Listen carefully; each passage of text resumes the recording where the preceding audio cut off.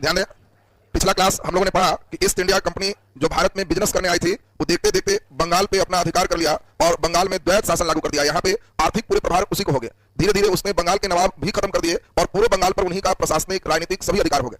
तब हम लोग देखें कि इसके बाद यह क्षेत्र की बारी आती है जिसका नाम मैसूर है।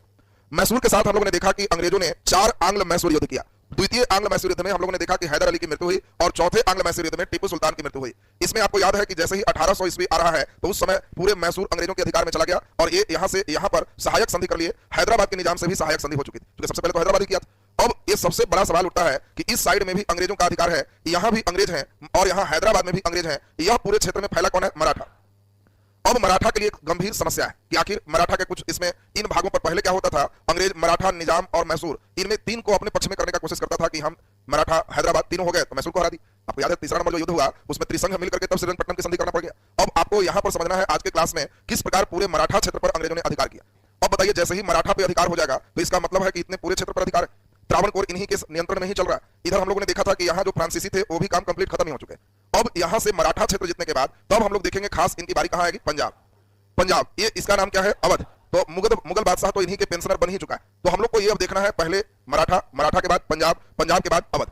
जब अवध तक हो जाएगा तो ये पूरे भारत पर अंग्रेजों का साम्राज्य स्थापित हो जाएगा। तो आज के क्लास में आप मराठा देखेंगे, पंजाब देखेंगे, अवध देखेंगे, तो आज पूरा कंप्लीट खत्म हो जाएगा, भारत पर इनका साम्राज्य स्थापित हो जाएगा। अवध आते आते 1856 हो जाएंगे और तब 1857 में आपको मालूम है कि प्रथम स्वतंत्रता संग्राम होते हैं। एक क्वेश्चन आपको यहां से निश्चित पूछा जाएगा। उसके बाद केवल अंग्रेज भारत ही नहीं रहे, अब इसके साथ साथ अंग्रेजों का नेपाल के साथ, अंग्रेजों का म्यांमार के साथ, अंग्रेजों का अफगानिस्तान के साथ 3 जगह स्पेशल लड़ाई सीखना। तो फिर आंग्ल नेपाल युद्ध, आंग्ल बर्मा युद्ध और आंग्ल अफगान युद्ध, ये तीनों इसके साथ देखेंगे कल के क्लास में। तो आपका 1857 मित्रों, म्यांमार, नेपाल और अफगानिस्तान तीनों पढ़ लोगे तो एक क्वेश्चन फिर गारंटेड हो जाएगा। यानी कल के क्लास से गारंटेड 2 प्रश्न है। आज के क्लास से भी तीनों आप देख रहे हो तो 1 से 2 क्वेश्चन यहां से भी रहने की पूरी संभावना रहेगी। तो हम लोग जीरो से देखेंगे मराठा कौन थे, कैसे कैसे इनका साम्राज्य विस्तृत हुआ, किस प्रकार देख रहे हो मराठा यहां तक चला गया। मराठा देखते देखते यहाँ पे अटक है और अटक से लेकर उड़ीसा के कटक है, अटक से कटक। तो मराठा का साम्राज्य कहा जाता है कि अटक से लेकर कटक तक। ये उड़ीसा जो देख रहे हो कटक क्षेत्र हो गया, ऊपर में अटक क्षेत्र हो गया, तो अटक टू कटक ये चल रहा है कौन? मराठा। तो ये पूरे विस्तार हम लोग इनका भी पढ़ेंगे। तो अभी कल तक की बात आप समझ गए। कल का फेज थोड़ा लंबा और होगा क्योंकि कल हम लोग कौन कौन पढ़ेंगे? 1857 का विद्रोह, फिर क्या पढ़ेंगे? आंग्ल नेपाल, फिर क्या पढ़ेंगे? आंग्ल बर्मा और फिर आंग्ल अफगान। बस इसका फेज हो जाएगा। तब उसके बाद भारतीय राष्ट्रीय कांग्रेस, उसके बाद गवर्नर जनरल वायसराय। बस इतने भर टाइम है जो परसों कर ले। उसके बाद तो गांधी जी एक ही दिन लाएंगे और बस दूसरे दिन आजादी दिला देंगे। बस समझ ना, गांधी जी और आजादी में फिर बाहर नहीं लगेगा। फिर गांधी जी पधारे और बस लगातार हम लोग सुनेंगे, दूसरे दिन आजादी हो जाएगी। तो 2 क्लास में फिर स्वतंत्रता आपका मिल जाएगा। तब फिर बचे कुछ सेक्शन को 1-2 क्लास में देखोगे, मॉडर्न आपका समझ जाएगा। परसों आते आते लगने लगा कि मॉडर्न इन हैंड हो गया हमारा। तो चलिए, मैंने गांधी जी के आगमन के बाद तो लेट है ही नहीं, गांधी जी आएंगे तो आप निकल जाओगे। चलिए आज हेडिंग दे मराठा। ये तो मानचित्र बना दिया था सबसे ना। चलिए नीचे हेडिंग दे दीजिए मराठा। मराठा, चलिए सुनेंगे आप सभी लोग खूब बढ़िया से। पहले क्लास को सुनो, याद हो जाए, तब कॉपी में करेंगे। तो इसको बढ़िया से सुनिए। पीडीएफ का मतलब सिर्फ यही है कि लिखने में जितना मेरा टाइम बचे वो भी हम तुमको समझाने सुनाने में बिता दें। टाइम की कमी में इतना लिखने में ही फिर टाइम और डबल हमारा हो जाता है, इसलिए आपको किया गया जिससे टाइम बचेगा और आपके कॉपी में करने के लिए समझा के लिखा दिया जाएगा। देखिए सबसे इंपॉर्टेंट आपको समझना है कि ये जो बेल्ट आप देख रहे हो महाराष्ट्र का हिस्सा, इस महाराष्ट्र के हिस्से में मुस्लिम साम्राज्य चल रहे थे। बिन तुगलक के बाद यहाँ पर आपको याद है अहमदनगर, बीजापुर, ये क्षेत्र खास यहाँ पे चल रहा है मुस्लिम साम्राज्य। अब यहाँ बरार, बीदर और तब इधर गोलकुंडा होता है। तो यहीं पर एक छोटे से व्यक्ति हैं शाहजी भोसले। शाहजी भोसले एक छोटे मोटे समझो कि पहाड़ी क्षेत्र है, आप भूगोल पढ़े हो तो इधर पश्चिमी घाट पर्वत श्रेणी। तो इस क्षेत्रों में कई दुर्ग है, किला है, पहाड़ों के बीच में कई किलाएं हैं। उसी में शाहजी भोसले एक छोटे क्षेत्र के राजा है। और शाहजी भोसले की पत्नी कौन है? जीजाबाई। और इन्हीं का एक पुत्र है जिसका जन्म 1630 में महाराष्ट्र के शिवनेरी दुर्ग में हुआ। 2 दुर्ग इंपॉर्टेंट है, एक शिवनेरी और एक जहां राज्याभिषेक करेंगे वो कौन दुर्ग होगा? तो ये दोनों दुर्ग आपका शिवनेरी रायगढ़ बहुत ही महत्वपूर्ण हो जाएगा। तो शिवाजी का जन्म कहां है? शिवनेरी दुर्ग। शिवनेरी दुर्ग में कब है? 1630। और शिवाजी अब है क्या? शाहजी भोसले 2 विवाह की। तो पहली पत्नी जीजाबाई से शिवाजी, और दूसरा जब विवाह किए तो ये पहली पत्नी को लगभग त्याग दी। अब वो अपने दूसरे क्षेत्र में चले गए। तो शिवाजी को मेन पालन पोषण इन्हीं के दादाजी कोंडदेव ने किया। और इनकी पहले गुरु के रूप में अगर कहें तो इनकी माता जीजाबाई वीरता की कहानियां सुनाती थी और इसीलिए जीजाबाई से ये बहुत प्रभावित रहे। मेन राजनीतिक गुरु, कैसे राजनीति करना चाहिए, कैसे छल बल करना है, कैसे जीतना है, शिवाजी के राजनीतिक गुरु इन्हीं के दादाजी कोंडदेव रहे। और पूजा पाठ में इनके आध्यात्मिक गुरु कौन रहे? तो गुरु रामदास। दोनों क्वेश्चन में अंतर है। आध्यात्मिक गुरु कहेगा तब कौन होंगे? रामदास। और अगर आपको राजनीतिक गुरु कहेंगे दादाजी कोंडदेव, पहले गुरु कहेंगे तो माता जीजाबाई। तीनों गुरु करके प्रश्न पूछता है। अब इसमें हम लोगों को ध्यान रखना है, गुरु रामदास इस सिखों वाले गुरु नहीं है। ये महाराष्ट्र में ये शिवाजी के अलग गुरु है रामदास। अब रामदास सोचो परीक्षा ले रहे थे, उसी दिन शिवाजी को कहे कि तुम पास। रामदास सब बच्चों को पढ़ा उठा दिए। उसके बाद जान के एक बार एकदम तबियत खराब जैसा किए। बच्चे लोग पूछे कि क्या हुआ? गुरुजी कहे कि अब हम नहीं बचेंगे, बहुत दुख है।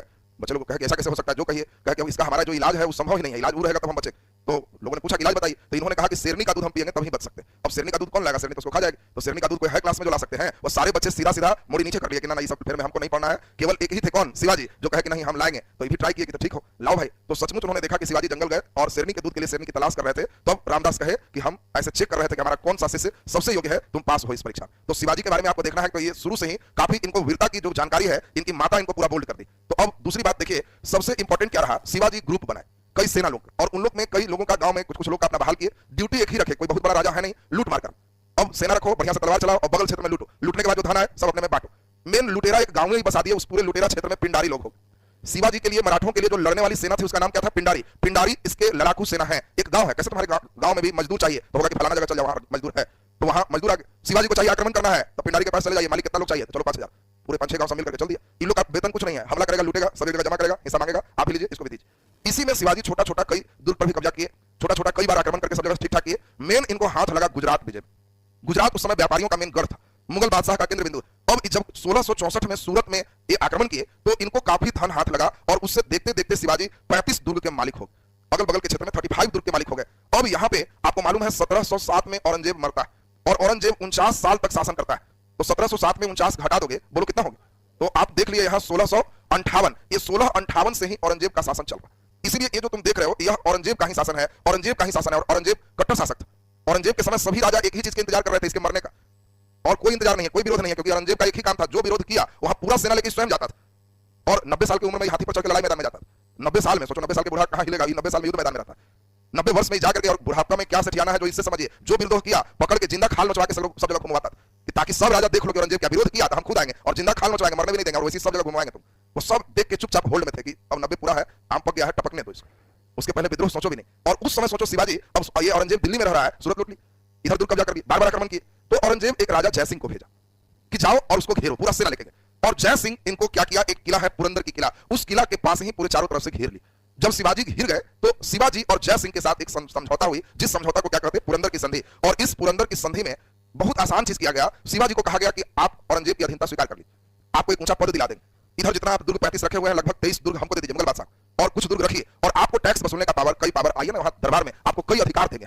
शिवाजी को भी लगा कि भाई लूट मार से अच्छा है परमानेंट हो जाए। तो उन्होंने 1665 में पुरंदर की संधि से वो कहे कि ठीक है हम समझौता करते हैं, 23 दुर्ग भी दे दिए, इनका सब साम्राज्य समझो चला गया। लेकिन इनको लगा कि हमको मान्यता मिल गया, और इसीलिए 1666 में अगले साल दिल्ली पहुंचे। दिल्ली औरंगजेब के दरबार में जब गए शिवाजी, तो ये बहुत कस के गुस्साए। कारण है, इनको जाते समय पूरे रास्ता लग रहा था कि हम तो इतना बड़ा राजा थे, 35 दुर्ग था मेरे पास, तो हमको हाई मनसबदारी में रखा जाए। मनसबदार का मतलब जो मीटिंग होगा उसमें आगे बैठाया जाए। अब तुम्ही को कोई विशेष निमंत्रण से मीटिंग में आए तो रास्ता में सोचोगे कि हमको जाएंगे, न्योता है, तो सोचोगे कि जाते ही हमको कुर्सी जरूर पूछेगा, देखते ही नाश्ता दे देगा, भोजन किया कि नहीं 2 बार पूछ लेगा, तो उसके बाद खुश हो क्या होगा कि भाई इज्जत दिया। अब गए, मालूम चला सब कुर्सी भरा हुआ है, देखा हाँ ठीक है, और फिर चला गया। 1 घंटा बाद कोई नाश्ता भी नहीं पूछा, तो तुम भी गुस्सा हुआ कि निमंत्रण क्यों दे दिया था। वही चीज शिवाजी को हुआ। शिवाजी को लग रहा था पूरे रास्ते के दरबार में आगे सीट मिलेगा, हमको ऊंचा मनसब मिलेगा, 3-4 हजार से कम नहीं मिलेगा, 4000 वाला मनसब आगे बैठे।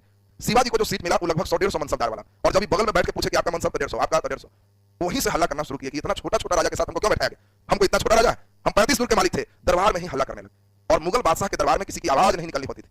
दरबार का मतलब जो बोलेगा बादशाह, बाकी एकदम गर्दन झुका के सलामी ठोक के सिजदा पैबोस, एकदम धीरे बोलना, एकदम प्रोसेस बहुत गलत। और शिवाजी एकदम हाई प्रोसेस में जब चार्ज हो गए, तब औरंगजेब कहा कौन हल्ला कर रहा है, तो शिवाजी क्या दिक्कत है जी, हमको कहां बैठा गया। औरंगजेब कहा दरबार में इतना हल्ला कर रहा है, बंद करो इसको जेल में, समझ क्या रहा।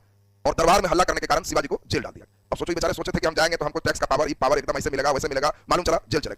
अब औरंगजेब कहा कि इसको तो कुछ मिलना भी था, दुर्गुर सब कब्जा करो, कुछ नहीं रहेगा इसको। ये मुगल के दरबार में आया है तो समझ रहा कितना बड़ा राजा है, और अपने कोई राजा समझ रहा है, ये हमसे तुलना कर रहा है, इतना ऊंचा आवाज में बोला है। अब सोचिए कि ये बेचारे मार्च 1666 में कैद हो गए, और कैद ही रह रहे थे, लेकिन इसने एक अनुरोध किया, उसको गलती का एहसास हुआ कि भाई दरबार में हल्ला तो कर दी। तो इन्होंने कहा कि अब एक काम है, हमारे यहाँ जो प्रजा मेरी है वो हम ही को भगवान मानती, सुबह हम कई चीज छूते हैं वही फल फूल लोग खाते, तो कई हमारे यहाँ का टोकरी वगैरह उसको आने दीजिए, वो छुएंगे और जाएगा। तो औरंगजेब कहा कि ठीक है इतना अलाउ रहेगा, नहीं करेंगे तो विरोध करेगा वहां। और इसी कारण से अब सबसे इंपॉर्टेंट है कि शिवाजी के लिए कई फल आया, वो छुए गया, इरेगुलर रूटीन हो गया, और इसी के फायदा उठाए अगस्त आते आते 6-7 महीना ही जेल में रहे। अगस्त में इन्होंने प्लान कर लिया, फल की टोकरी जो आई उस टोकरी में ही स्वयं घुस गए, और एक को कहे कि तुम मेरे बदले जेल में घुस जाओ, और जो फल लेके जाता था वो टोकरी लेके निकला। शिवाजी कैद से भाग गए, और कैद से भागने के बाद शिवाजी फिर फॉर्म में आए, पहुंच गए। अब जहां रहते थे इसकी स्थिति पहाड़ी क्षेत्र, औरंगजेब इधर से खदेड़े तो दूसरे जगह निकल जाए, ये बचपन पहाड़ में बिताए। औरंगजेब को कहना पड़ा कि पहाड़ी चूहा है, पकड़ना मुश्किल है इसको, और फिर आए तो फिर 1670 में 3 साल बाद सेना एकत्रित किए और कहे कि सबसे ज्यादा पिनकता है सूरत आक्रमण में, फिर चलो औरंगजेब को फिर हम दिखाते हैं। और 1670 में फिर से सूरत पर आक्रमण किए, सूरत खूब लूटे, फिर धन दौलत काफी आया। अब शिवाजी कहे कि अब लूट मार नहीं, हम स्वयं अब राजा बने, अब हमको मुगल बादशाह से राजा के पद नहीं लेना, अब हम राज्याभिषेक करेंगे, स्वयं छत्रपति कहेंगे कि हम छत्रपति हैं, और हमारा अपना एक सिस्टम होगा, और हम 2 प्रकार की व्यवस्था करेंगे। जो मेरा अधीनता स्वीकार करेगा उन लोग को हम सरदेशमुख लेंगे, 10 हिस्सा में 1 हिस्सा, अगल बगल जितना लोग है उसको कहेंगे कि चाहते हो कि हम ना आए तो 4 हिस्सा में 1 हिस्सा चौथ भेजेगा, नहीं भेजोगे तो हम बार बार हमला करते रहेंगे। मुगल उगल हम नहीं जानते, जो गांव नहीं दिया हमला सब लूट के 100% ले आए, और 4 हिस्सा में 1 हिस्सा भेज देगा कि चौथ आया तो छोड़ देंगे। अब ये केवल हम चौथ इसीलिए लेंगे पड़ोसी से ताकि हम आक्रमण ना करें, और ये इसीलिए लेंगे क्योंकि तुमने अधीनता स्वीकार कर लिया, तो 10 हिस्सा में 1 हिस्सा छोटा हिस्सा लेंगे। तो 10 में 1 को हम लोग कहे सर देशमुख, और 4 में 1 को कहे चौथ। और यही देखिए अब शिवाजी की कहानी बहुत इंपॉर्टेंट शुरू हो गया। 1674 ईस्वी में रायगढ़ के दुर्ग में शिवाजी ने स्वयं अपना राज्याभिषेक कराया कि हम राजा हैं, अब औरंगजेब से नहीं मिलेंगे। और इन्होंने किसकी उपाधि ली? छत्रपति। सबसे महत्वपूर्ण एक नया सोच शिवाजी का था, 8 मंत्रियों का एक परिषद बनाया जिसे अष्टप्रधान कहते हैं। बीपीएससी का एक बार क्वेश्चन पूछा है, 2 चीजें आपसे पूछा जाएगा। एक आपको ध्यान रखना है कि 8 व्यक्तियों के एक समूह को अष्टदिग्गज कहा गया। किनका? कृष्णदेव राय के साम्राज्य में अष्टदिग्गज है, और मराठा शिवाजी के साम्राज्य में अष्टप्रधान है। दोनों बहुत इंपॉर्टेंट है। पूछा जाए अष्टदिग्गज क्या है? कृष्णदेव राय के दरबार में 8 विद्वानों के समूह को अष्टदिग्गज कहा गया, तेलुगु विद्वान। अष्टप्रधान क्या है? शिवाजी के प्रशासन के लिए 8 प्रमुख पद बनाए गए, और इस पदों में जो मंत्री थे इन मंत्रियों के परिषद को अष्टप्रधान कहा। बोलो अष्टप्रधान क्या है? क्लियर है? इस 8 में 3 पद आपको बिल्कुल क्लियर होना चाहिए। पहला, शिवाजी सबसे एक इंपॉर्टेंट पद बनाए पेशवा। ये पेशवा का मतलब प्रधानमंत्री का पद है, कि जो मराठा शिवाजी कहे कि हम जस्ट लाइक राष्ट्रपति है, पेशवा को कहे कि तुम जस्ट लाइक प्रधानमंत्री हो, सभी मंत्रियों के प्रधान तुम ही हो, हमसे पूछ के जैसे जैसे कहेंगे वैसे वैसे काम करना। और शिवाजी पहला पेशवा त्र्यंबक पिंगले को बनाया। आपसे पूछा जाएगा पहला पेशवा कौन थे, तो त्र्यंबक पिंगले। अब त्र्यंबक पिंगले का नाम बच्चे इसीलिए नहीं सुनते क्योंकि इस समय पिंगले जस्ट लाइक वही है, शिवाजी के सामने जो शिवाजी कहे दस्तखत करो। इनका ड्यूटी अभी समय शिवाजी बहुत हाई लेवल पर है। ये पेशवा इंपॉर्टेंट कब होगा? जब मराठा राजा कम महत्वपूर्ण होगा और पेशवा ज्यादा काम करेगा, तो पहलू पद हो जाएगा। अभी त्र्यंबक पिंगले जो देख रहे हो इनके समय पेशवा बहुत इंपॉर्टेंट पद नहीं है, लेकिन यह मंत्रियों के मंत्री कौन है? पेशवा। दूसरा है सुमंत, विदेश मंत्रालय का प्रभार किनको दिया गया? सुमंत को। और तीसरा इंपॉर्टेंट है वित्त और राजस्व, ये किनको दिया गया? अमात्य को। तो क्वेश्चन आएगा, शिवाजी के अष्टप्रधान में अमात्य क्या थे? वित्त और राजस्व प्रधान। सुमंत कौन थे? विदेश मंत्रालय के प्रधान। शिवाजी के अष्टप्रधान में पेशवा कौन थे? पेशवा कौन थे? तो मंत्रियों के मंत्री, प्रधानमंत्री। और ये अष्टप्रधान आपका क्या है ये भी पूछेगा। तो शिवाजी में अष्टप्रधान क्या है? 8 मंत्रियों के परिषद को क्या कहा गया? अष्टप्रधान कहा गया। अब शिवाजी 2 प्रकार के टैक्स लिए, कौन कौन? चौथ, किससे? पड़ोसी राज्य को सुरक्षा की गारंटी के लिए कि हम नहीं आएंगे, और चौथ का मतलब 4 हिस्सा में 1 हिस्सा। सर देशमुख 1/10, 10 हिस्सा में 1 हिस्सा पड़ोसी राज्य में कि अपने अधीनस्थ राज्य में? अपने अधीनस्थ राज्य में। कई बार भी पूछता है कि सर देशमुख लगते थे तो अपने अधीनस्थ राज्य में, और चौथ लगते थे पड़ोसी राज्य में। अब देखो इनकी बदमाशी क्या है, सुनो। महाराष्ट्र में है और इसके बाद बगल गांव में हमला किए, टैक्स किसको देता है? औरंगजेब को। वो समझो औरंगजेब से जाकर कह देना उसको कि जी बार बार हमला करते हैं, 4 हिस्सा में 1 हिस्सा वो भी खोजते हैं, और हम इसलिए खोज रहे हैं, ये भेज दोगे तो शांति से जियो, नहीं तो हर साल आएंगे 100% लेके चले जाए। अब डर से सब लोग अगल बगल के गांव चौथ भी भेजे, जिनका अधिकार में हो गया सर देशमुख भी थे। शिवाजी एक बड़े साम्राज्य के निर्माण की। अब इसी समय 1680 में शिवाजी की मृत्यु होगी। तो पहला तो स्टेप है शिवाजी के एक बेसिक समझना था। तो ये बताइए शिवाजी के बेसिक में हम समझते हैं कि आप आराम से इसको एक नजर तेजी में सुने तो क्लियर। मराठा साम्राज्य के संस्थापक शिवाजी, जन्म 1630 सिवनेरी दुर्ग, इनके पिता शाहजी भोसले, माता जीजाबाई, पहले शिक्षिका जीजाबाई, राजनीतिक गुरु दादाजी कौंडदेव, आध्यात्मिक गुरु रामदास। इन्होंने जो है पहली बार पुरंदर की संधि किससे किया? जय सिंह से 65 में, और इनको कैद किया गया कब? 66 में, और मार्च से अगस्त कैद में रहे। फिर 1670 में इन्होंने सूरत लौटा, और 74 में किस दुर्ग में? रायगढ़ दुर्ग। दोनों, पहला कौन दुर्ग है? सिवनेरी, और दूसरा कौन है? रायगढ़। राज्याभिषेक किया और किसकी उपाधि ली? छत्रपति। छत्रपति की उपाधि किसने धारण किया? शिवाजी। 8 मंत्रियों का परिषद है अष्टप्रधान। पेशवा कौन है? मंत्रियों के मंत्री। सुमंत कौन है? विदेश प्रधान। अमात्य कौन है? तो वित्त और राजस्व प्रधान। और 2 टैक्स है, चौथ और सरदेशमुख। और 80 में इनकी मृत्यु हो गई। शिवाजी 50 साल में ही डेथ कर। शिवाजी अभी लंबा चलते तो कहानी प्रसंग और बढ़ता। 30 में जन्म है, 80 में डेथ, 50 साल की केवल इनकी आयु रही। अब शिवाजी की कहानी को थोड़ा सा सुनना है, तब यहाँ के बाद मेन टर्न हो जाएगा जिसको आपको समझना है। ध्यान दो। अब कहानी का जो टर्निंग है सभी को इस पर ध्यान देना है। शिवाजी मर गए 1680 में, औरंगजेब 1707 तक। ध्यान दीजिए, औरंगजेब 1707 तक। अब शिवाजी के मरने के बाद इनके बेटे संभाजी मराठा के हेड बने। इनके एक और बेटे थे राजाराम। अब ध्यान दीजिए, संभाजी जब हेड बने तो संभाजी का एक बेटा भी था साहूजी। शिवाजी के मरने के बाद संभाजी भी बहुत बढ़िया काम कर रहे थे, लेकिन 9 साल में जब संभाजी मजबूत होने लगे तो 1689 में औरंगजेब खुद हमला किया मराठा साम्राज्य पे और कहा कि यहाँ पे संभाजी जो है इसको घेरो, और जान करके संभाजी की हत्या कर दी। अब देखो संभाजी को मार दिया। संभाजी के बेटा कौन है? साहूजी। कहा इसको मत मारो, सबको मार दोगे तो हो सकता है कि यहाँ का मराठा के जो पब्लिक है पागल हो जाए, और फिर इधर उधर विद्रोह करेगा, डेली जाम करेगा, ये करेगा, तो फिर हम लोग क्या करें? ऐसा करो, बेटा को जिंदा पकड़ लो और कैद करके दिल्ली ले चलो। फायदा कंप्रोमाइज का एक लाइन क्लियर रहेगा। देखेंगे विरोध कर रहा है, हल्ला कर रहा है, रोड जाम कर रहा है, तो हम लोग पूछेंगे कि भाई मरने वाला तो मर गया, चाहते क्या हो? तो साहूजी। कुछ कंप्रोमाइज का लाइन रहेगा, साहूजी से कुछ बुलवाएंगे, वहां उसको कहेंगे कि बोलो शांति रहो। तो एक देखो बहुत बड़ा गेम है, वो चाहता था दोनों को मार, लेकिन वो जान रहा था कि यहाँ शिवाजी बहुत पॉपुलर, तो एक व्यक्ति संभाजी जो हेड मार दिए और साहूजी को कैद कर लिए। तो उससे हुआ क्या? ये पार्ट खत्म हो। अब जो मेन बड़ा बेटा है जिनको अब यहाँ पे चलाना था वो गए और उनका बेटा कैद। ये घटना कब है? 1689। अब इनके दूसरे जो बेटे थे मजबूरी हो गई कि उनको हेड बनना पड़े, और यही राजाराम हेड बने। और राजाराम ज्यादा दिन नहीं रहे, ये भी औरंगजेब के समय 1700 में ये भी मर गए। तो राजाराम भी डेथ कर गए, संभाजी भी डेथ कर गए, साहूजी कैद। अब राजाराम के जो बेटा है शिवाजी द्वितीय, ये छोटा है। अब ये छोटा है, अब बताओ किसी के घर में पति डेथ कर गया, बेटा छोटा है, साम्राज्य चलाना है, तो महिला को आगे आना हो। और इसी मजबूरी में राजाराम की पत्नी ताराबाई ये खुद कही कि तब हम शासिका रहे, और बेटा मेरा शासक है, हम संरक्षिका हैं। और कोल्हापुर महाराष्ट्र में इन्होंने अपना सेंटर बनाया कि हम कोल्हापुर देखेंगे। दोनों 2 जगह हो गए। ये सतारा में देखते थे तो देखे कि इनके मानने वाले लोग ज्यादा है, हमको वैल्यू कम दे, तो इसलिए सतारा छोड़ के कोल्हापुर नजदीक था, ये अपना सेंटर वहां बना ली। और शिवाजी मराठा का जो सिस्टम है वो कंटिन्यू कर रहे हैं। कौन? ताराबाई। जब तक औरंगजेब जिंदा रहा 1707, कोशिश खूब किया कि ताराबाई को ही पकड़ ले, शिवाजी द्वितीय को पकड़ ले, लेकिन लोग जान रहे थे कि पकड़ने का मतलब क्या करेगा? पूरा सिस्टम ही खत्म हो जाएगा। इसीलिए लोग छिप करके कम ही काम हो, हमला आक्रमण कम हो, साम्राज्य बचाए रखे। उसी बीच 1707 में औरंगजेब की मृत्यु हो जाती है। जब औरंगजेब मर जाता है तो बहादुर शाह प्रथम शासक बनता है। बहादुर शाह प्रथम पूछता है राजा बनने के बाद कि दक्षिण भारत महाराज से कुछ आ रहा है इनकम? तो कहा कि जी कुछ नहीं, औरंगजेब जैसे ही मरे तो जो थोड़ा बहुत आता था वो बंद कर दिया है देना। उसके समय तो जितना लोग था वो इंतजार ही कर रहा था कि जब मरेगा औरंगजेब तो टैक्स देना बंद कर देंगे, आके फरियाना है फरियाना। तो महाराज से जो टैक्स था औरंगजेब को बंद हो। अब बहादुर शाह प्रथम सोच रहा है कि जब टैक्स नहीं मिल रहा है तो कैद में साहू जी तो है, इसको छोड़ेंगे और इसको कहेंगे कि जाओ, हम छोड़ रहे हैं, औरंगजेब नहीं है, हम अब सोच लो तुमको हम कितना मानते हैं, तुम मेरा रिप्रेजेंटेटिव बनो, तुमको हम पावर देते हैं और वसूल के हमको भी कुछ देगा ना। अब देखिए साहू जी को कैद से छोड़ दिया गया 1707 में ही। कौन छोड़ा? बहादुर शाह प्रथम। अब जब साहू जी छूट के आए तो अब बताइए साहू जी और इधर इनके कौन लगे? चाची है, चाची ना लगे तारा भाई। अब यही दोनों में 36 का आंकड़ा बन रहा। तो साहू जी का कोई बात नहीं है, चाची को कोल्हापुर संभाल लेती। चाची भी फॉर्म में आके कोई नहीं था तो हम संभाले, आया तो छोड़ देंगे, और इसीलिए कोल्हापुर के क्षेत्र मेरा है वो भी छोड़ दिया गया। साहू जी कहा कि कोल्हापुर के अलावा भी दुनिया है, इसलिए सतारा रखिए और एक पिताजी हमारे जो सेट किए थे पेशवा, एक योग्य व्यक्ति को हम पेशवा बनाएंगे, वो काम देखेगा। और यही पहला योग्य व्यक्ति जो पेशवा पद पे आया है उसी का नाम है बालाजी विश्वनाथ। ये 1713 में इन्होंने पेशवा बनाया और 13 से लेकर 20 तक 7 साल तक पेशवा रहे हैं। कौन? बालाजी विश्वनाथ। और यहीं से अब पेशवा पद इंपॉर्टेंट हो गया। धीरे धीरे पेशवा पद ही वंशानुगत हो जाएगा। पेशवा प्रधानमंत्री और प्रधानमंत्री अब वंशानुगत है, जैसे इधर राजा। धीरे धीरे ये स्थिति होगा कि साहू जी मरेंगे तो मालूम चलेगा कि पेशवा चाची पर भी हमला करके इनको भी पार लगा देंगे, और जो करेंगे, जो पेशवा करेंगे, शिवाजी के वंश से कोई मतलब नहीं रहेगा। तो हम लोग अभी पहले बालाजी विश्वनाथ तक लिखेंगे और तब पेशवा की कहानी हम लोग डिटेल सुनेंगे। तो अब इतनी बात को फटाफट नोट करना है। नीचे लिख दीजिए मराठा हेडिंग, नीचे लिख दीजिए मराठा साम्राज्य के संस्थापक।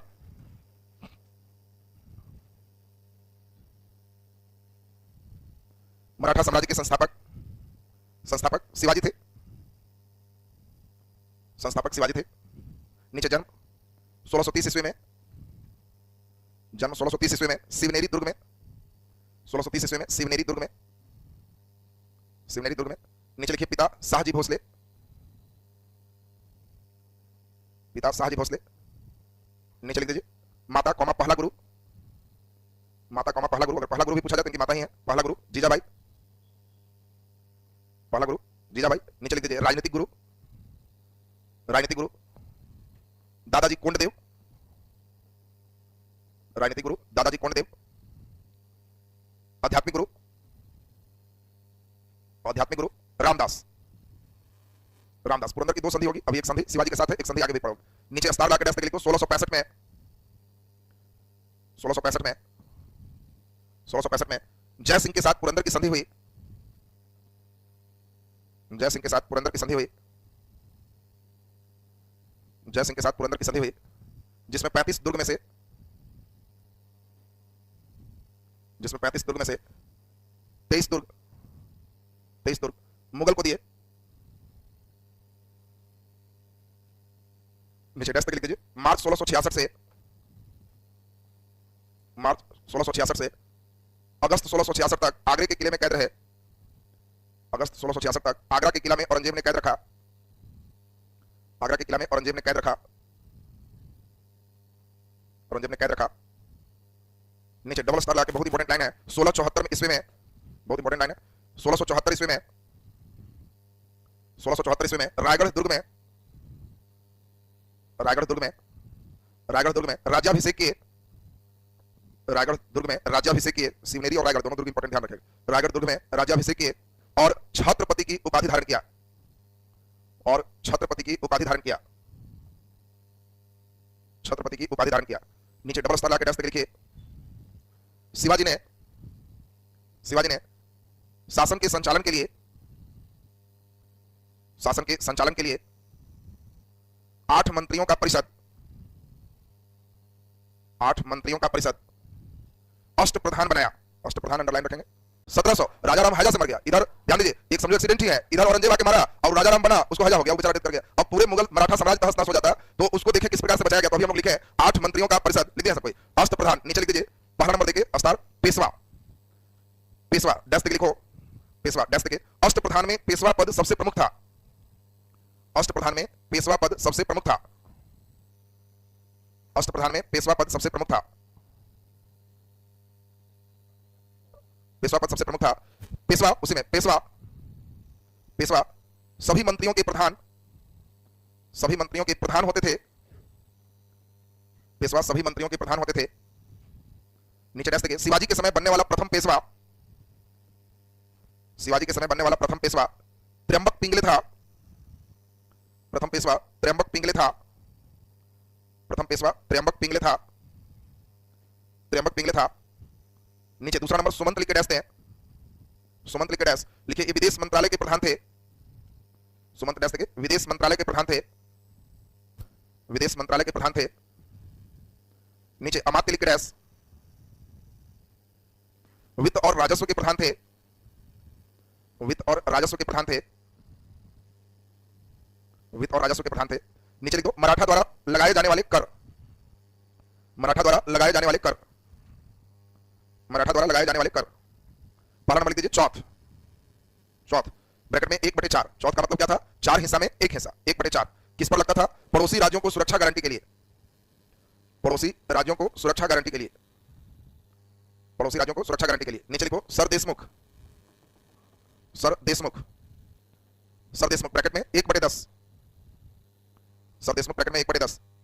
डैश देखिए अपने साम्राज्य में, अपने साम्राज्य में, अपने साम्राज्य में। नीचे डैश देखिए लिख दीजिए 1880 ईस्वी में, सॉरी 1680 ईस्वी में शिवाजी की मृत्यु हो गई, 1680 ईस्वी में शिवाजी की मृत्यु हो गई। नीचे लिख दीजिए शिवाजी की मृत्यु के बाद, शिवाजी की मृत्यु के बाद उनके बेटे संभाजी प्रधान बने, उनके बेटे संभाजी मराठा प्रधान बने, संभाजी मराठा प्रधान बने, जिनकी हत्या, जिनकी हत्या 1689 ईस्वी में, जिनकी हत्या 1689 ईस्वी में औरंगजेब ने किया, औरंगजेब ने किया, औरंगजेब ने किया। और इनके बेटे साहू जी को कैद कर लिया, इनके बेटे साहू जी को कैद कर लिया। नीचे डैश लिखो 1689 में शिवाजी के दूसरे बेटे राजाराम, 1689 में शिवाजी के दूसरे बेटे राजाराम मराठा प्रमुख बने, राजाराम मराठा प्रमुख बने। परंतु बीमारी से 1700 ईस्वी में इनकी मृत्यु हो गई, बीमारी में ही जाना है, 1700 ईस्वी में इनकी मृत्यु हो गई, इनकी मृत्यु हो गई। जिसके बाद इनके अल्पवयस्क पुत्र, जिसके बाद इनके अल्पवयस्क पुत्र शिवाजी द्वितीय मराठा प्रधान बने, अल्पवयस्क पुत्र शिवाजी द्वितीय मराठा प्रधान बने, शिवाजी द्वितीय मराठा प्रधान बने। और इनके पत्नी ताराबाई संरक्षिका बनी, और इनके पुत्र और इनके पत्नी, इनके पुत्र शिवाजी द्वितीय राजा बने और इनके पत्नी ताराबाई संरक्षिका बनी, ताराबाई संरक्षिका बनी, जिनका प्रधान केंद्र कोल्हापुर रहा। आपसे पूछा जाएगा कि ताराबाई का सेंटर कोल्हापुर, उधर का सेंटर सतारा, जिनका प्रधान केंद्र कोल्हापुर रहा। चलिए अब ध्यान दीजिए, यहां से बातों को समझना है, ध्यान से सुनो। एक लाइन और लिख लो, नीचे डैश लिखो 1707 में औरंगजेब की मृत्यु के बाद, 1707 में औरंगजेब की मृत्यु के बाद, 1707 में औरंगजेब की मृत्यु के बाद बहादुर शाह प्रथम ने, बहादुर शाह प्रथम ने, बहादुर शाह प्रथम ने साहू जी को कैद से आजाद किया, साहू जी को कैद से आजाद किया, आजाद किया। हाँ बोलिए, कैसे बोलो। शिवाजी का वंश जो है सब क्षत्रिय कुल के ही है, ये लोग कितने हैं क्षत्रिय कुल में आते हैं शिवाजी। तो इसमें अब ध्यान दो 1713 ईस्वी में, अब देखो इंपॉर्टेंट, पहला एक पेशवा आते हैं, कौन? बालाजी विश्वनाथ। अब देखो एक लाभ इनको सुनो, फर्रुखसियर एक समझो कि ध्यान दीजिए मैग्ना कार्टा कहा जाता है फर्रुखसियर के दिए गए पूरे सिस्टम को। फर्रुखसियर इनको एक संधि किया 1715 में, और इस संधि क्या है? तो इसने कहा साहू जी को कि आप पूरा महाराष्ट्र तो आपका है ही, दक्षिण के भी 6 राज्य और दे देते हैं, आपको पावर है वहां से चौथ वसूल कीजिए, जरूरत होगा तो हम और सेना देंगे, बदले में हमको 10 लाख वार्षिक टैक्स दीजिए, हमको 10 लाख दीजिए, आप जितना वसूल करना है कीजिए। तो जो जीरो थे ये हीरो बन गए फर्रुखसियर के इस फरमान से। इसीलिए इस फरमान को मराठा का मैग्ना कार्टा कहा जाता है। पूछे जाएंगे कि मराठा का मैग्ना कार्टा प्रमुख सिस्टम को कहते हैं, तो ये फर्रुखसियर का फरमान है, कब का? 1715 की संधि को मराठा का मैग्ना कार्टा कहते हैं। इस संधि के द्वारा मुगलों ने इनको पावर दे दिया कि न केवल महाराष्ट्र, दक्षिण के यानी दक्कन के 6 सूबा में टैक्स वसूल कीजिए, वो भी कौन? चौथ माने 4 हिस्सा में 1 हिस्सा, और हमको केवल 10 लाख दीजिए। अब बालाजी विश्वनाथ क्या किए? ये देखे कि अकेले इतना कितना वसूल करें, तो उन्होंने क्या किया? मराठा के सरदार को पावर दे दिया। देखो यहीं से मराठा में कई लोग अमीर, खूब अमीर बन, और कई लोग को जो अमीर थे उनको सरदार बनाया, उनको कहा कि आपको पावर है वसूल कीजिए, तो वो वसूल कुछ करे, बाकी अपने रख ले, बाकी पाठ पढ़ाए। तो इससे क्या हुआ? मराठों में अमीरों का एक पूरा सरदार बन गया। और यही बालाजी विश्वनाथ 1720 में पूरे जैसे ही मरते हैं वैसे ही अब एक नया मराठा बनेंगे, और पेशवा का पद क्या हो जाएगा? वंशानुगत। अब बालाजी विश्वनाथ के समय ही पेशवा पद वंशानुगत है, यानी अब इनके वंश से ही पेशवा बनेंगे। और सबसे महत्वपूर्ण दूसरे पेशवा, और यह पेशवा देखोगे अटक से कटक पहुंच जाएंगे, 3 समुद्र के घोड़ा पानी पिएगा। और ये कौन है? बाजीराव प्रथम। बाजीराव प्रथम मराठा के बाजी को चेंज करते हैं, और जिस समय आएंगे बाजीराव द्वितीय भट्टा बैठा देते हैं। दोनों बाजीराव है, एक बाजी ऊपर करने में, एक बाजी नीचे करने में, तो मराठा में बाजीराव का बड़ा नाम। और ध्यान से सुनोगे, अब बाजीराव प्रथम 20 साल पेशवा है, 1720 से लेकर 1740 तक। इनको लड़ाकू पेशवा कहते हैं, मतलब लड़ने में सबसे ऊपर। और दूसरा सबसे इंपॉर्टेंट है, ये भारत में मराठा साम्राज्य के द्वितीय संस्थापक।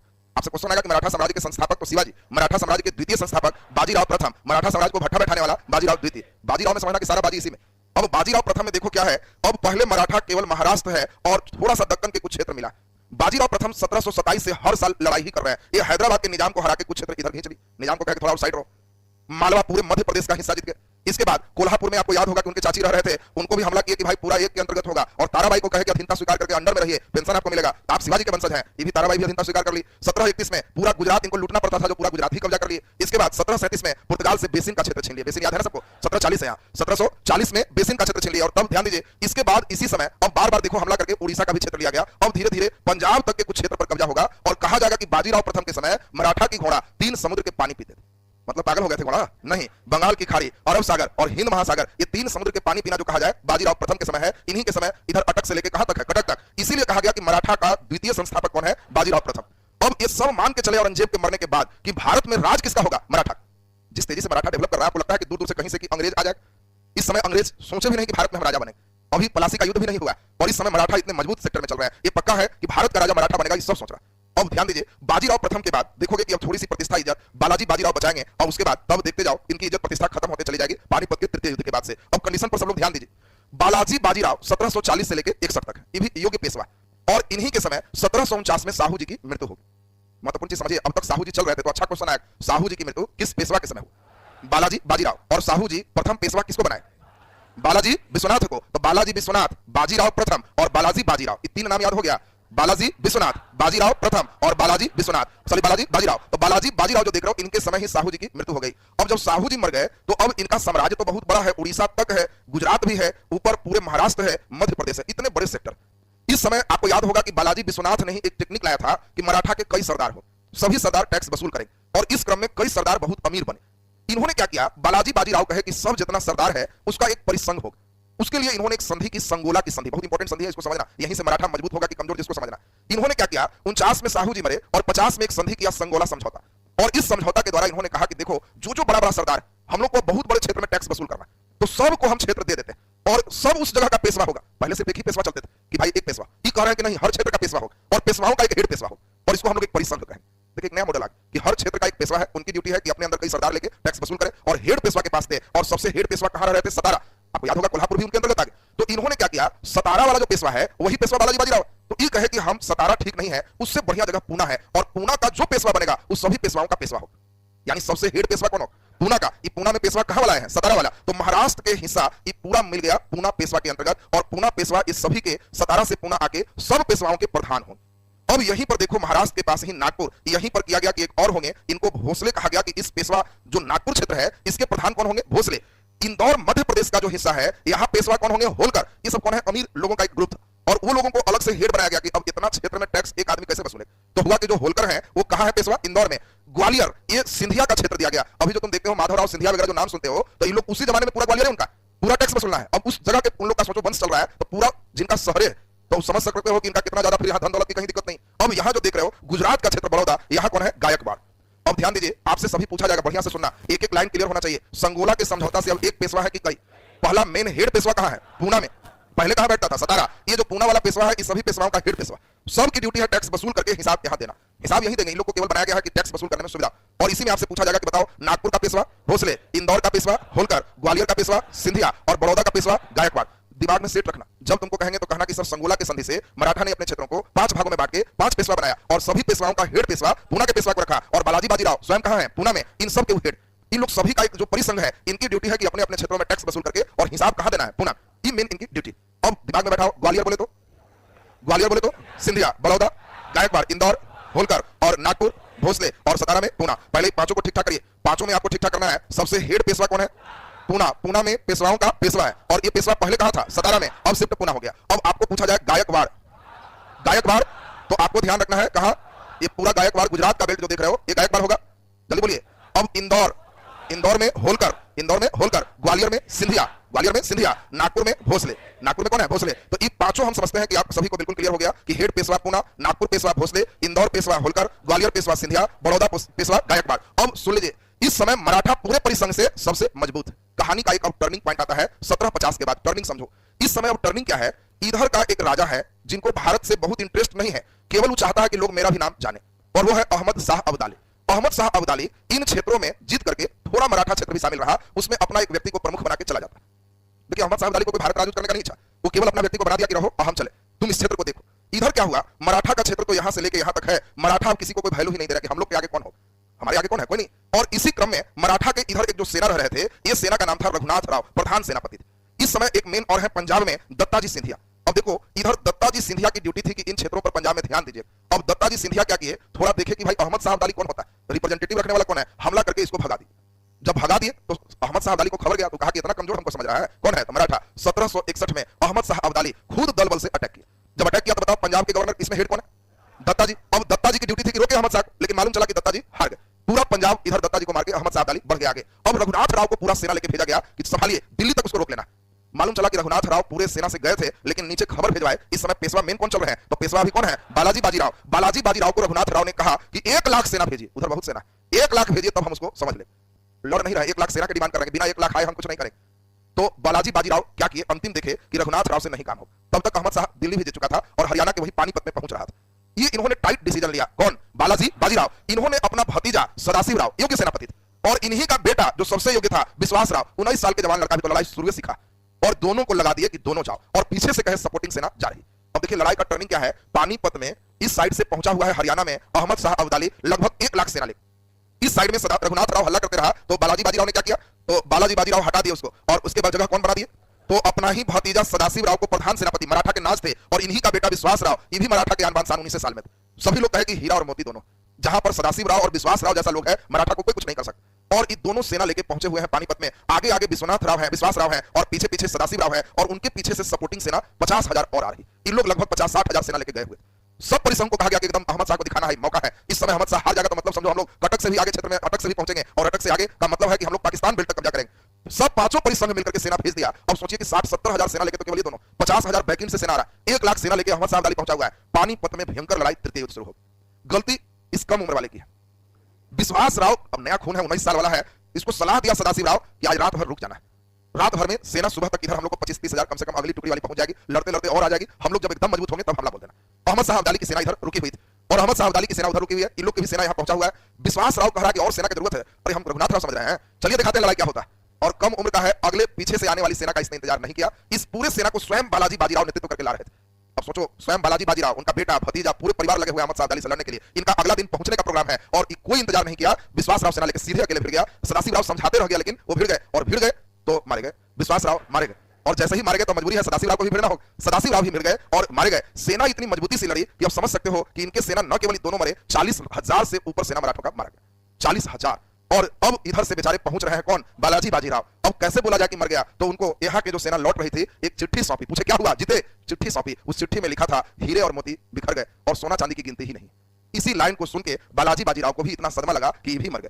पानीपत के तृतीय युद्ध ऐसा युद्ध रहा कि जो मराठा अभी तुम देख रहा है बाजीराव प्रथम कहां से कहां पहुंचा है। बालाजी बाजीराव कितना बढ़िया चल रहा था, उस समय मराठा के इतना सेना मरना, इनके भतीजा का मरना, बेटा का मरना, स्वयं मर जाना, मराठा को एक बहुत बड़ा गहरा झटका था। और अब इसी समय पलासी की लड़ाई 57 में है, अंग्रेज जीता भी है। लेकिन तुम्हें लगता है कि अगर पानीपत का तृतीय युद्ध नहीं होता तो अंग्रेज बंगाल में रह जाता, उड़ीसा तक तो स्वयं है, थोड़ा सा भी फौर में आते तो अंग्रेज फिर निकलता। और इधर ये भी नहीं समझना कि अहमद शाह अब्दाली जीत गया। अहमद शाह अब्दाली के भी 60,000 सेना मारे गए। इस लड़ाई में मराठा बहुत वीरता से लड़े, इसके भी 60,000 सेना मारे गए। ये भी तबाह होकर के रोते गाते ही गया है कि ऐसा शासन नहीं करेंगे हम इंडिया में। और इसीलिए पानीपत का तृतीय युद्ध यह फैसला नहीं किया कि राजा कौन बनेगा, फैसला यह किया राजा कौन कौन नहीं बनेगा। और इसीलिए इसने तय कर दिया कि मराठा बर्बाद हो चुका है, अहमद शाह अब्दाली बर्बाद हो चुका है, नया जिसको उठना है उठो, इंडिया खाली। बोलिए तो ये पानीपत का तृतीय युद्ध में सदाशिव राव और विश्वास राव की कहानी क्लियर है सबका। क्या इस समय अब पूछा जाए बालाजी बाजीराव की मृत्यु कब है, 1761। सब पानीपत के तृतीय युद्ध में ही सब मर गए। अब 1761 के बाद यहां पर 2 व्यक्ति मेन सेनापति रहे। एक सेनापति थे जिनका नाम है बहुत इंपॉर्टेंट महादजी सिंधिया, और दूसरे हैं नाना फडणवीस। 2 मेन सेनापति बोला जाए। हाँ, इस साइड में मेन गद्दारी इसलिए तो बताया, रघुनाथ राव के ही पहले रहे। रघुनाथ राव को हटाया गया ना, तो ये मेन है, उधर सूचना दिया कि सेना पीछे लेट, और इसी कारण से अहमद शाह अब्दाली राइट टाइम वहां पर आक्रमण किया। अगर अहमद शाह अब्दाली का यहां पर थोड़ा विलंब होता, सपोर्टिंग सेना पहुंचती तो वो हार जाता। क्योंकि सपोर्टिंग सेना का मतलब सोच रहे हो कि यहां से 40,000 सेना लेकर 50,000 गया है, तो उसकी हालत थी, पूरे सेना पहुंच जाते और स्वयं बालाजी बाजीराव थे तो अहमद शाह अब्दाली भी खत्म रहा। तो ये मेन बीच में जो हटाए तो गेम की किया। अब यहां पर ध्यान दीजिए, 2 मेन प्रधान व्यक्ति बच गए। तो बुजुर्ग लोग सब पारे हो गए। एक मेन बुजुर्ग कौन है, नाना फडणवीस, और दूसरा कौन है, महादजी सिंधिया, मेन लड़ाकू है। अब इन दोनों को लोग कह रहे हैं कि आप बन जाइए पेशवा, लेकिन नाना फडणवीस और महादजी सिंधिया कह रहे हैं पेशवा का पद वंशानुगत होता है, इसीलिए बालाजी बाजीराव के भतीजा जिसको जो बने उनके वंश से बनेगा, हम लोग सिपाही हैं और हम लोग सपोर्ट करें। और इसीलिए अब समझो कि मराठा के मेन अब एक ही 2 व्यक्ति हैं जिसमें मेन नाम नाना फडणवीस का है। नाना फडणवीस का मूल नाम क्या है, जनार्दन भानु। जनार्दन भानु इनका मूल नाम है, और दूसरा कौन है, महादजी सिंधिया। ये दोनों जब तक जिंदा है मराठा सही चलेगा। अब मराठा का टर्निंग देखो कितना खराब टर्निंग है, तुमको खुद लगेगा कि क्या हो गया मराठा को, जो कहां चल रहा था। 1761 में माधवराव मराठा का हेड बनता है, पेशवा 72 तक, जस्ट इसी तरह केवल चल रहा है। इसके बाद नारायण राव 72 में हेड बने इनके बेटा। और जब नारायण राव हेड बनता है तो इन्हीं का भतीजा है जिसका नाम है रघुनाथ राव। इस साल भर में ही रघुनाथ राव अचानक हमला करके नारायण राव की हत्या करता है और कहता है हम पेशवा, मार करके कहता है हम पेशवा। अब उधर जो बूढ़े बुजुर्ग थे नाना फडणवीस, महादजी सिंधिया, ये देख रहे हैं तो नाना फडणवीस कहे बहुत गलत है, और उसका वंश चल रहा है, हम खुद नहीं बने। माधवराव ठीक है, उसका बेटा नारायण राव, तो नारायण राव का बेटा मर गया है तो वो बने। नारायण राव का बेटा कौन है, माधवराव सेकंड। अब नाना फडणवीस कह रहा है कि माधवराव सेकंड पेशवा है, और रघुनाथ राव कहा कि हम मारे हैं तो पेशवा हम है। अब पेशवा ही दो भाग में बट गए। अब जो बूढ़े बुजुर्ग लोग थे जैसे नाना फडणवीस, महादजी सिंधिया, ये लोग पक्ष ले रहे हैं कि नारायण राव मर गया है तो इसी का बेटा माधवराव पेशवा होगा। लेकिन रघुनाथ राव कुछ लोगों को मिला के अनाउंस कर रहा है कि पेशवा हम है, और बाकी लोग जब नहीं मान रहे हैं तो देखो यही दुर्भाग्य। अब रघुनाथ राव देखा कि मौका हमारे हाथ से निकल गया, अनाउंसमेंट इसका है, तो ये चुपचाप अंग्रेजों के शरण में चला गया कि अंग्रेज से सपोर्ट मांगते। अब कैसे कोई जमीन की तुमको खरीदना है और यहाँ बगल में तुम्हारा प्लॉट है, तुम देख रहा है कितनों कह रहे हैं बेच नहीं रहा है, लेकिन उसके घर में दो भाई भतीजा दोनों है, हिस्सा है, लड़ाई हो गया, अब भतीजा पहुंचा कि लिखवा लीजिए हमसे, तो आधा तो लिखवा ही ना लेंगे कि आधा लिख दो जो तुम्हारा हिस्सा है बाकी मुझसे समझ ले। अंग्रेज का बहुत दिन पहले से ध्यान चल रहा था कि मराठा के पास बहुत बढ़िया क्षेत्र बेसिन छीने हुए, बेसिन याद है ना सबको, अभी जस्ट हमको देखे मिला था। तो अंग्रेज कह रहा है रघुनाथ राव को कि आओ तुम्हारे साथ एक संधि करते हैं, और 1775 में अंग्रेज ने सूरत की संधि किया, किससे, रघुनाथ राव से, और कहा कि बेसिन हमको लिख दो। और एक मराठा का क्षेत्र है, कौन है, साल्टलेट, और एक बेसिन, ये दोनों सासाल्ट क्षेत्र और बेसिन क्षेत्र वही आपका महाराष्ट्र का बेल्ट है, ये दोनों क्षेत्र को इसने कहा कि हमको लिख दो। तो इसको क्या जाता है, ये तो देख रहा है कि हम लिख देंगे तो हमको सेना दे देगा, तो बढ़िया इसने लिख दिया और सूरत की संधि हो गई। अब जब सूरत की संधि हो गई, अब इस संधि के बाद अब ये तो तुमको समझ में आ गया होगा कि अंग्रेजों ने अनाउंस किया कि जो पेशवा है नारायण राव। नाना फडणवीस कह रहे हैं कि कहने से हो जाएगा, अंग्रेज कौन होगा, और इसीलिए नाना फडणवीस कह रहे हैं कि पेशवा कौन है, माधव राव सेकंड है, नारायण राव का बेटा, डबल पेशवा। तो बताओ इसकी सेना का सपोर्टिंग कौन करेगा, अंग्रेज। नारायण राव के सेना का सपोर्ट कौन करेगा, रघुनाथ राव के सेना का सपोर्ट अंग्रेज करेगा, और नारायण राव के बेटा माधव राव के सेना का सपोर्ट पूरे मराठा के बूढ़ा लोग, महादजी सिंधिया, नाना फडणवीस, सब कहेंगे कि हम लोग हैं, लड़ाई हो तो हो। बस हो गया पहला आंग्ल मराठा युद्ध, अंग्रेजों के साथ लड़ाई शुरू हो गई, और यही कारण रहा पहला आंग्ल मराठा युद्ध कब से कब तक है, तो ये 1775 से 82 तक बहुत लंबा चला।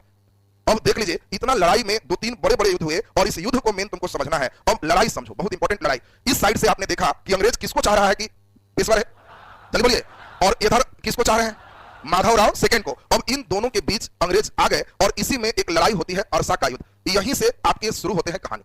आंग्ल मराठा युद्ध में अब अंग्रेज की सेना कर्नल किटिंग के साथ पूरे सेना लेके चले, और इधर पेशवा की सेना, बाकी लोग को नहीं लिया, पेशवा कहा कि इसको तो हरा ही दे, और पेशवा की सेना लड़ा। इस अरसा के युद्ध में पेशवा की ही हार हो गई, और जब पेशवा की हार हो गई तो अब पेशवा बेचारा शांत है। इस साइड में इसके पहले आपने देखा कि एक संधि हो गई है, कौन सा, सूरत की संधि, मेन एक क्षेत्र दे दिया है कौन, बेसिन, और साल्टलेट का क्षेत्र दोनों दे दिया। अब साल्टलेट और बेसिन दो क्षेत्र अंग्रेजों को मिला हुआ, और पेशवा कह रहा है कि क्षेत्र नहीं देंगे, लेकिन खुद ही हार गए।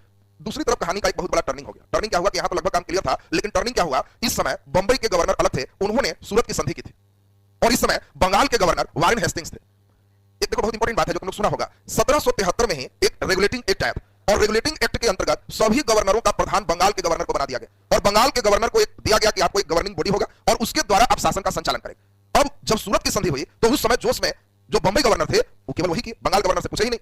वारेन हेस्टिंग्स कहा कि पावर मेरे पास 73 में ही आया हुआ है, और ये लड़ाई चल रही है 75। तो वारेन हेस्टिंग्स उस बैठक में कहा कि सूरत की संधि बेकार किया गया, मराठा के साथ चुपचाप शांति से रहना चाहिए, क्या हो जाएगा बेसिन और साल्टलेट लेकर, और इसीलिए मराठा के साथ जो संधि की गई सूरत की संधि उसको छोड़ दीजिए, और एक बैठक कीजिए। फिर एक संधि हो रही है पुरंदर की संधि 76 में, और कहा गया कि लफड़ा मोल मत लीजिए और सब चीज जैसे था वैसे लौटा दीजिए। अब देखो ये कौन कह रहा है, वारेन हेस्टिंग्स। क्यों ये कह रहा है कि हमको पावर है, और बंबई वाले गवर्नर को डांट रहा है कि तुम हमारे अंडर है, बिना पूछे सब संधि क्यों की। अब रेगुलेटिंग एक्ट में था कि गवर्नर की तो 76 में कर दी, क्षेत्र सब दे दिए। इस समय अब पूरे ईमान के चल रहा है कि कौन फिर पेशवा है, माधवराव सेकंड, मान के चल रहा है। लेकिन अब फिर बंगाल में जब बैठक हुई तो इस परिसर में सारे टीम के लोग वारेन हेस्टिंग्स पर ही घुसा कि कितना बढ़िया हाथ लगा था मराठा का क्षेत्र, आप सब पुरंदर की संधि से सब हाथ से खत्म कर दिए, और इसी कारण से सेना तैयार कीजिए, मौका बढ़िया है, अभी दो भाग में बटा हुआ है, लड़ लेना ही सही। और देखिए 76 के संधि को ये लोग पुरंदर संधि को अंग्रेज रद्द माने, वारेन हेस्टिंग्स फिर तैयार हो गया कि ठीक, और फिर सेना तैयार करके 1779 में एक लड़ाई हुआ, तेलगांव का युद्ध, और इस तेलगांव के युद्ध में अंग्रेज मराठा पर हमला किए। अब मराठा तैयारी से था, मराठे को हल्के में नहीं लेना था, मराठा खुद एक परिसंघ है, पिछला बार तो बेचारा हड़बड़ में गया हार गया। अब ये लोग तैयार होकर आया तो इस तेलगांव के युद्ध में अंग्रेज ही हार गए, उल्टा हो गया। और जब अंग्रेज हार गए तो तेलगांव की लड़ाई के बाद 79 में एक संधि हुई, बड़गांव की संधि। अब देखिए पहले है तेलगांव की लड़ाई, बेलगांव की संधि, अरसा के युद्ध, पुरंदर की संधि। सब पूछेगा, आपसे पूछ देगा बड़गांव की संधि संबंधित है प्रथम आंग्ल मराठा युद्ध से, द्वितीय आंग्ल मराठा युद्ध से, तृतीय आंग्ल मराठा युद्ध से। जल्दी बोलिए, प्रथम आंग्ल मराठा युद्ध से। और हमेशा ध्यान रखोगे मराठा में कितने अक्षर, 3, तो 3 युद्ध होगा। सिख में कितने अक्षर है, 2, तो 2 का युद्ध होगा। उधर पढ़ा तुम मैसूर काली 4 लड़ाई था, याद है सबको, सब लड़ाई क्लियर रखना है। नेपाल के साथ एक होगा, फिर सिंध और अफगानिस्तान में उसी लड़ाएंगे। उतना लड़ाई जिस बच्चे के दिमाग में है, 2 क्वेश्चन पक्का है, बात समझ लो, 2 को गारंटेड आना रहता है, नहीं कि इधर उधर आएगा, पक्का हर साल। तो पहले दिमाग में बैठाओ, आंग्ल मैसूर कितने युद्ध, 4, आंग्ल मराठा 3, आंग्ल सिख 2। तो अभी तो इसमें 3 लड़ाई है, पहला लड़ाई हम लोग सुन रहे हैं। अब बड़गांव की संधि के बाद कौन जीत गया? मराठा। इसमें फिर सहमति बनी कि दोनों जैसे हैं अपने अपने क्षेत्र में आ जाए, फिर आगे। लेकिन फिर अंग्रेज फॉर में बीच बीच में छोटी छोटी लड़ाई चलती रही, लेकिन फाइनली वारेन हेस्टिंग्स कहा कि अच्छा है मराठा की ही बात मान लो। हम लोग एक चक्कर में पड़ने से बहुत नुकसान हुआ, और सब नुकसान कौन दिया? रघुनाथ राव हमारे पास आके और ऐसा लड़ाई लड़वा दिया कि हर साल हम लोग को जो है बहुत नुकसान हो रहा है। तो इन लोग एक कहे कि भाई देखिए रघुनाथ राव तो मेरे पास आया, हम घोषित किए, जाइए हम मान गए। सलवाई की संधि फाइनल संधि है जिससे प्रथम आंग्ल मराठा युद्ध समाप्त हुआ, और इन्होंने कहा कि भाई अब आप लोग जिसको पेशवा घोषित किए, किसको? माधवराव को, हम उसी को पेशवा मान लेते हैं। और देखिए अंग्रेज भी मान गए कि माधवराव सेकंड ही पेशवा होगा, लेकिन अंग्रेज फिर इस सलवाई की संधि में शर्त रख रहे कि हमारे शरण में आया था रघुनाथ राव, उसको कुछ नहीं मिलेगा तो फिर आगे मेरे शरण में कौन आएगा? सब समझेगा कि कुछ नहीं। इसीलिए इस संधि तभी मान्य होगी जब रघुनाथ राव का एक पेंशन फिक्स्ड करो, वो कुछ नहीं करेगा, बैठे बैठे पेंशन मिलेगा, पेशवा आप ही रहो। माधवराव भी देखा कि लफड़ा नहीं है, पेशवा तो बन गया ना, तो इधर नाना फडणवीस और महाजी सिंधिया भी इस पर तैयार हो गए कि भतीजे है ना पेंशन मिलेगा। तो इससे रघुनाथ राव एक पेंशनर है। अब यहाँ पर पेशवा कौन है? माधवराव सेकंड, नाम मात्र का बेचारा पेशवा है, बहुत बड़ा इसमें काम नहीं है। अब इंपॉर्टेंट क्वेश्चन यह है, बहुत महत्वपूर्ण, 3 संधि है, तीनों ध्यान दो। पहला पुरंदर की संधि, एक पुरंदर तुमको बताया था शिवाजी के साथ, वहां बताया था कि 2 पुरंदर की संधि आएगी, तो एक संधि पुरंदर की संधि प्रथम आंग्ल मराठा युद्ध में। दूसरा नंबर जल्दी बोलो, बड़गांव की संधि, और तीसरा सलवाई की संधि। अब पूछेगा कौन सी संधि प्रथम आंग्ल मराठा युद्ध से संबंधित नहीं है? 4 को चॉइस देगा, तो क्या 3 संधि तुम्हारे दिमाग में आ गया? पहला नंबर संधि पुरंदर, एक और तुम देख रहा हो उसके ऊपर सूरत की संधि। सूरत की संधि इसका तत्कालिक कारण, मेन कारण इसका कौन है? सूरत की संधि। सूरत की संधि कौन किया? रघुनाथ राव। किससे? अंग्रेज से। 2 क्षेत्र, साल्टलेट का क्षेत्र और बेसिन का क्षेत्र, अंग्रेज को कहा ले लीजिए, बदले में हमको सेना दीजिए, और वही सेना के कारण लड़ाई हो गई, और वो लड़ाई में हम लोग देखे कि हार कौन गए? पेशवा, पेशवा हारे। फिर हम लोग देखे कि वारेन हेस्टिंग्स का दिमाग घुमा केवल ईगो के लिए, हमसे बिना पूछे क्यों किया, वो डाउन कर दिया। फिर वारेन हेस्टिंग्स को सब पूछा कि मौका अच्छा है, पूरा सेना लेके आया, तो मालूम चला तेलगांव की लड़ाई में हार गया। हार गया तो संधि कौन हुआ? बड़गांव। फिर छिटपुट लड़ाई चला, अंतिम अंग्रेज कहा कि लड़ाई से बहुत नुकसान, मराठा मजबूत। तुमको लग रहा है प्रथम आंग्ल मराठा युद्ध से कि मराठा हार जाएगा? नहीं, मराठा अभी बहुत ताकतवर है, अंग्रेज कुछ नहीं कर पाएगा। और सलवाई की संधि इसका उदाहरण। तो पहले अभी प्रथम आंग्ल मराठा तक नोट करेंगे, तब आप समझ गए। अब 2 और पढ़ना है, द्वितीय आंग्ल मराठा, तृतीय आंग्ल मराठा, मराठा खत्म, और तब हम लोग सिखों का साम्राज्य पढ़ेंगे, तब उसके बाद अवध का साम्राज्य पढ़ेंगे। अवध तक क्लियर करेंगे। नीचे लिखा जाए, चलिए हम लोग चल रहे थे इसी में ना, नीचे डैश के कहां तक लिख दिए थे? साहू जी कैद से आजाद हो गए। नीचे अस्तार लगा के लिख दीजिए, साहू जी 1713 ईस्वी में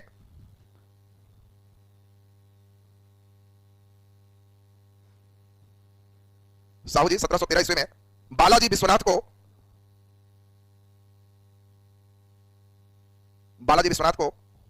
अपना पेशवा नियुक्त किए।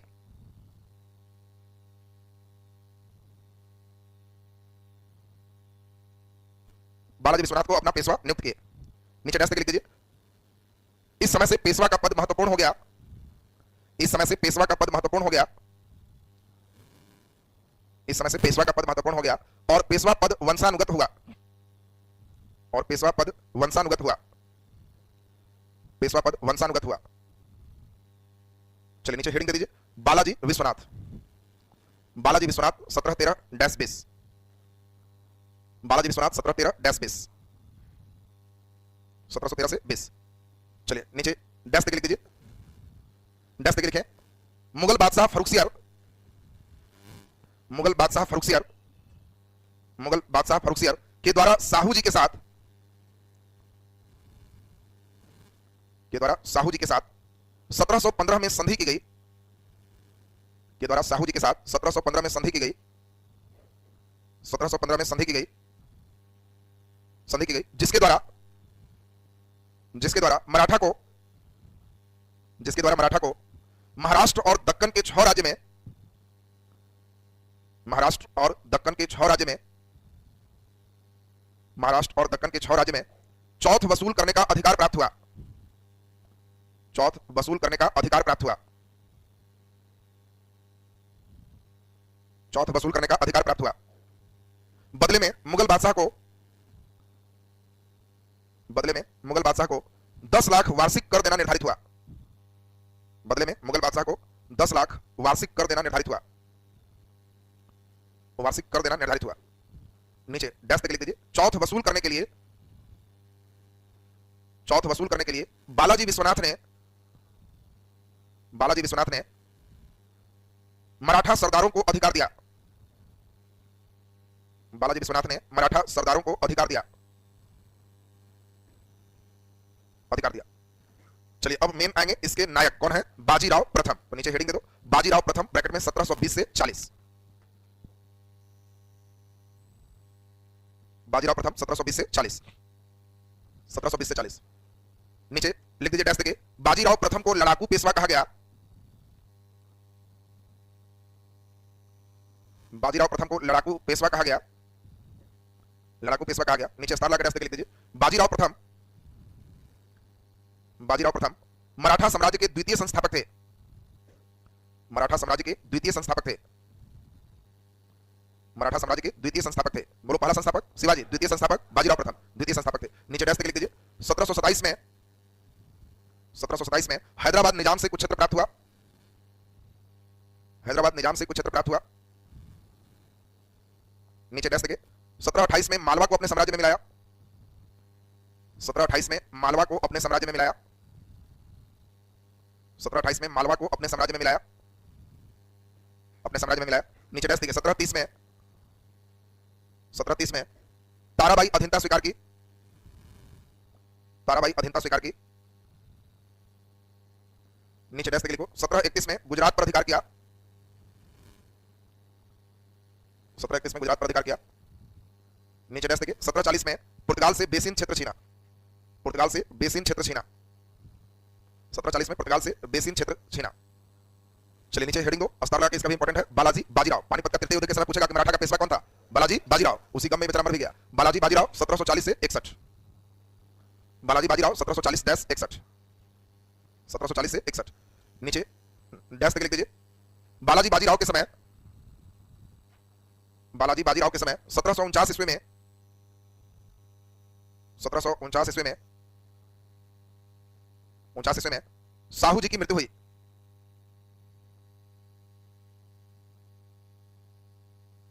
साहू जी की मृत्यु हुई। नीचे डबल स्टार लगाओ, बहुत इंपॉर्टेंट है। 1750 में, 1750 में संगोला समझौता हुआ, संगोला समझौता हुआ, संगोला समझौता हुआ, जिसके द्वारा मराठा परिसंघ का निर्माण हुआ।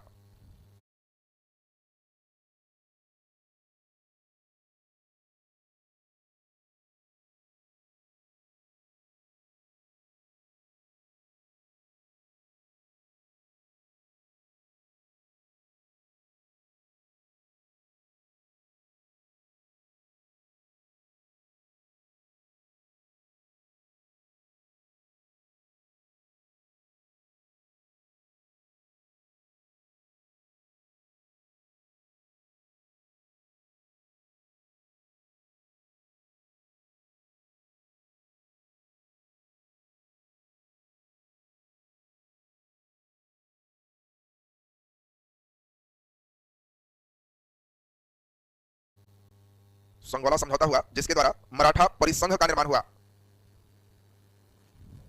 मराठा परिसंघ का निर्माण हुआ। नीचे डैश देखिए। मराठा परिसंघ के अंतर्गत, मराठा परिसंघ के अंतर्गत, मराठा परिसंघ के अंतर्गत मराठा साम्राज्य को, मराठा साम्राज्य को 5 भागों में विभाजित किया गया, 5 भागों में विभाजित किया गया, जिसके अलग अलग पेशवा निर्धारित हुए, जिसके अलग अलग पेशवा निर्धारित हुए, अलग अलग पेशवा निर्धारित हुए, निर्धारित हुए। नीचे पहला नंबर देख लीजिए। फर्स्ट पहला नंबर देख लीजिए। मराठा के प्रधान केंद्र को सतारा से हटाकर, मराठा के प्रधान केंद्र को सतारा से हटाकर पूना लाया गया, सतारा से हटाकर पूना लाया गया, और पूना के पेशवा,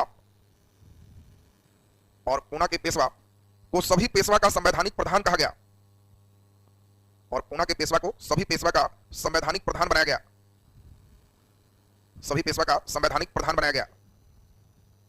नीचे सेकंड नंबर देख लिख लीजिए।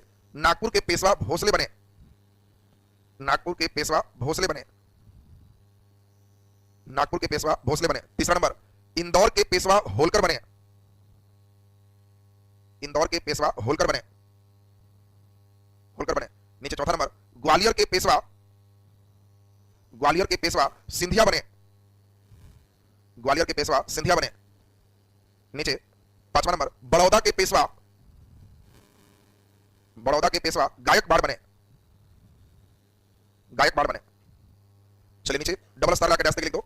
14 जनवरी 1761 को, 14 जनवरी 1761 को, 14 जनवरी 1761 को पानीपत के तृतीय युद्ध में, पानीपत के तृतीय युद्ध में अहमद शाह अब्दाली, अहमद शाह अब्दाली के द्वारा मराठों की हार हुई, अहमद शाह अब्दाली के द्वारा मराठों की हार हुई। बालाजी बाजीराव के भतीजा, बालाजी बाजीराव के भतीजा सदाशिव राव, भतीजा सदाशिव राव और बेटे विश्वास राव, और बेटे विश्वास राव मारे गए, मारे गए, मारे गए। चिंता में बालाजी बाजीराव की भी मृत्यु हो गई। लड़े नहीं है, गम में मरे। इनको चिट्ठी मिला ना, सुना नहीं? हीरा मोती गया, ये तो बेचारे सेना सपोर्टिंग लेके गए, तो ये वहां युद्ध मैदान में नहीं मरे। बालाजी बाजीराव युद्ध मैदान में नहीं मरे हैं, ये गम में खत्म हो गए। बालाजी बाजीराव की मृत्यु हो गई। वहां मारे कौन कौन गए हैं? दो मेन। कौन कौन? सदाशिव राव और विश्वास राव। ये दो सेना मारी गई, सपोर्टिंग सेना लेके गए हैं, लेकिन ये उसमें इनको सूचना मिली कि दोनों खत्म, मराठा कंप्लीट खत्म हो चुका। अब पानीपत के तृतीय युद्ध के बाद अब मेन हम लोग देखें कि अब ये खत्म हो गए, तो अगला नंबर लास्ट एक बच रहे हैं, इसके बाद तो समझो सब चीज खत्म। ये नारायण राव की बात में चले तो नीचे डैश करके लिख दीजिए, नीचे लिखे पानीपत के तृतीय युद्ध के बाद। हाँ, चिट्ठी सब सेनापति लोग देंगे जो उनके रहेंगे। नीचे डैश करके पानीपत के तृतीय युद्ध के बाद, पानीपत के तृतीय युद्ध के बाद, पानीपत के तृतीय युद्ध के बाद मराठों की शक्ति कमजोर हुई, मराठों की शक्ति कमजोर हुई। नीचे डैश देखिए 1772 में, 1772 में नारायण राव, नारायण राव पेशवा बना, नारायण राव पेशवा बना, जिसकी हत्या, जिसकी हत्या रघुनाथ राव ने किया, रघुनाथ राव ने किया और स्वयं को पेशवा घोषित किया, और स्वयं को पेशवा घोषित किया। नीचे डैश देखिए, डैश लिखते हैं मराठों के द्वारा, मराठों के द्वारा नारायण राव के बेटा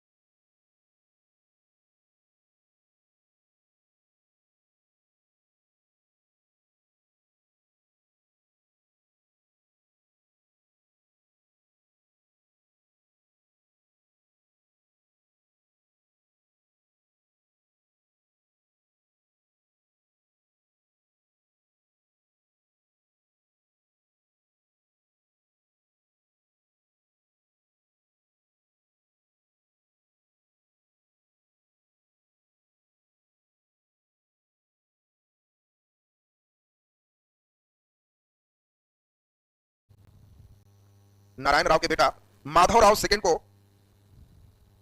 नारायण राव के बेटा माधव राव सेकंड को पेशवा घोषित किया गया, माधव राव सेकंड को पेशवा घोषित किया गया, पेशवा घोषित किया गया। नीचे डैश लिख दीजिए 1775 में, 1775 में रघुनाथ राव ने, रघुनाथ राव ने अंग्रेजों के साथ सूरत की संधि किया,